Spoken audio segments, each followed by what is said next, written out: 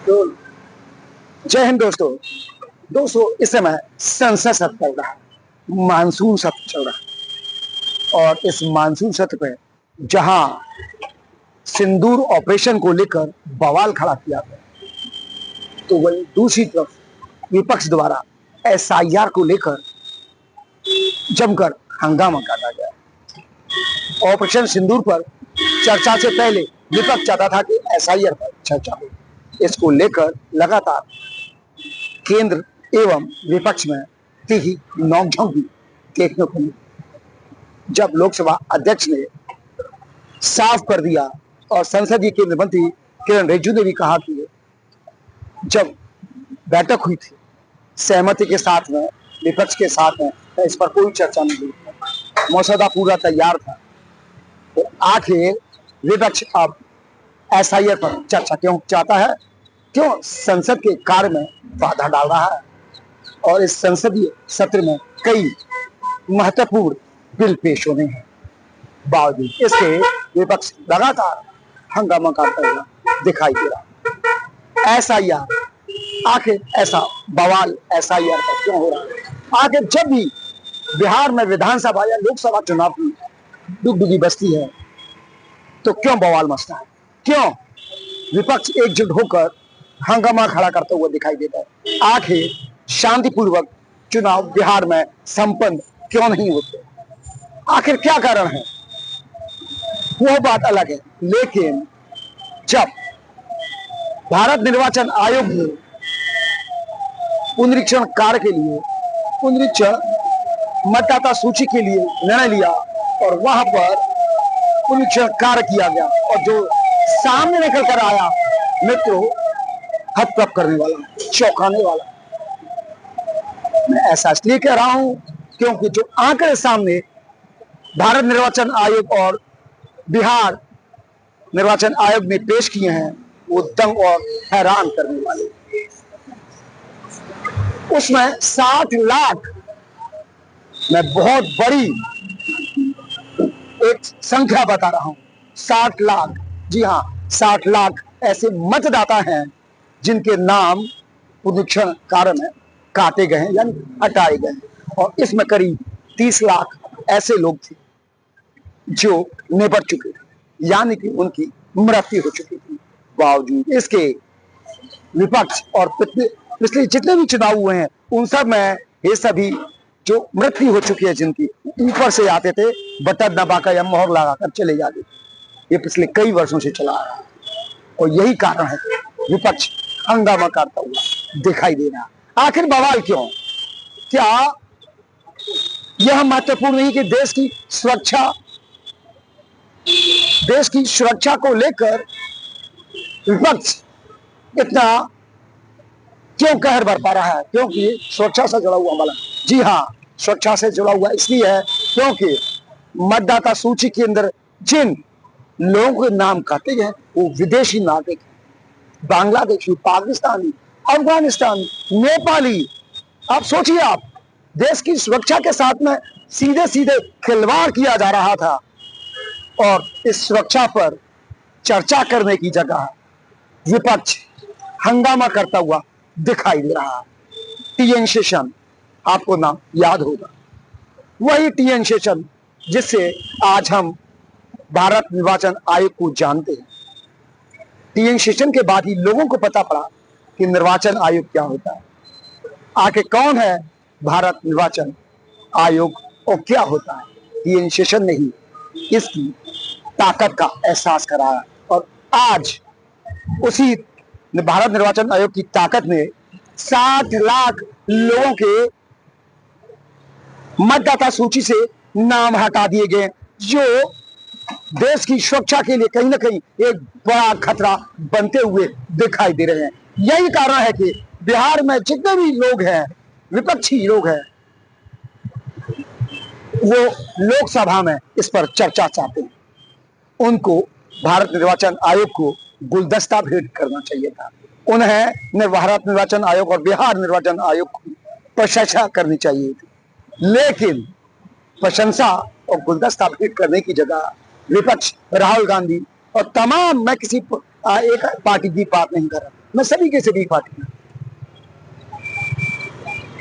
तेज प्रताप यादव लगातार उल्टे सीधे बयानबाजी कर रहे हैं, उसके बाद फिर भाजपा एवं जेडीयू उनका जवाब दिखाई देती है। आखिर देश की सुरक्षा के साथ सवाल क्यों खड़ा हो रहा है? आखिर क्यों विपक्ष की पार्टियों को भारत निर्वाचन की आती कार्यप्रणाली रास नहीं आ रही है? आपको बताते चले, इसी मतदाता परीक्षण को लेकर सुप्रीम कोर्ट के वरिष्ठ अधिवक्ता अश्विनी उपाध्याय ने कई बार पीएल दाखिल की और उन्होंने कहा था कि अगर वाकई में इस तरीके का काम हो गया तो बहुत चौंकाने वाले परिणाम सामने आएंगे और उनकी बात सच साबित होगी। विपक्ष क्यों बौखला रहा है?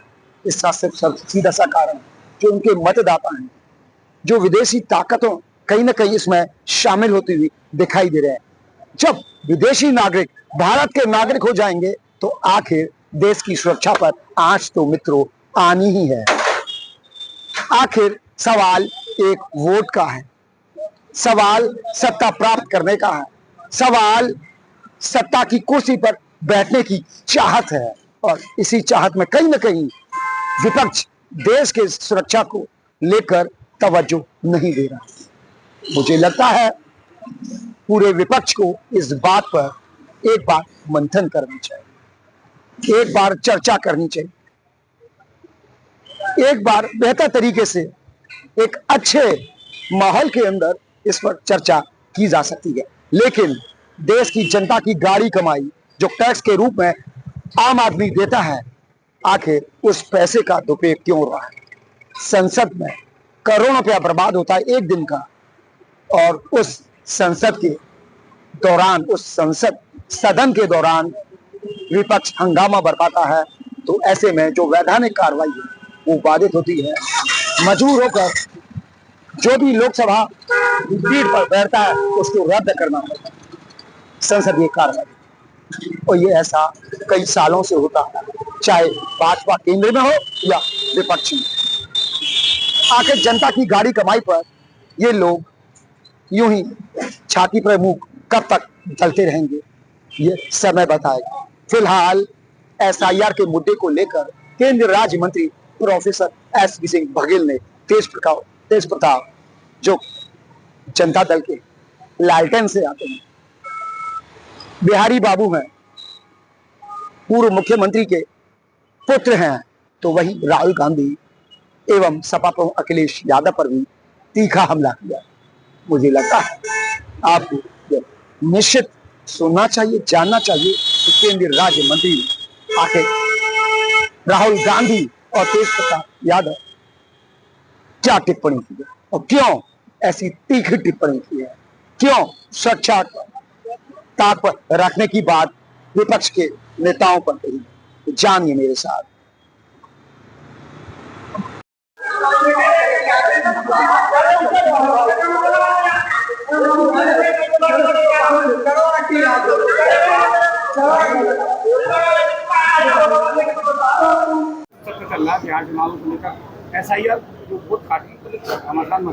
हमारा विपक्ष अकेला वो विपक्ष है दुनिया का जो विदेशी मूल के नागरिकों को भी भारत का मतदाता अथवा भारत का नागरिक बनाना चाहते हैं।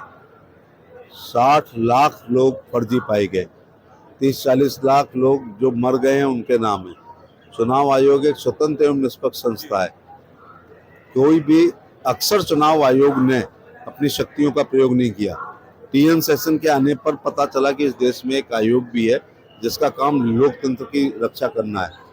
लेकिन एक भी चुनाव आयोग ऐसा नहीं है जो लक्ष्मण रेखा को पार कर सके, संविधान में प्रदत्त अपने अधिकारों से आगे जा सके। तो जो भी चुनाव आयोग कर रहे हैं वो डेमोक्रेसी को सुदृढ़ करने के लिए, सांप्रदायिक सद्भाव न बिगड़े और आंतरिक सुरक्षा को खतरा ना हो। अगर ये लोग बांग्लादेशी या रोहिंग्या के खासतौर से क्या लगभग मुस्लिम लोग हैं, यदि वो भारत के नागरिक बन जाएंगे तो भारत का ही इंडिया गठबंधन ऐसा है जो राष्ट्र की सुरक्षा को बाद में लेता है और चुनाव को पहले लेता है।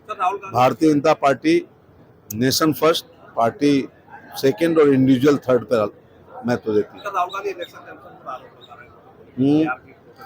तो नाच नाए आंगन टेढ़ा कहते हैं, बेचारा चुनाव आयोग और बेचारी ईवीएम, ये हारने के बाद लोग उनको वो देते हैं।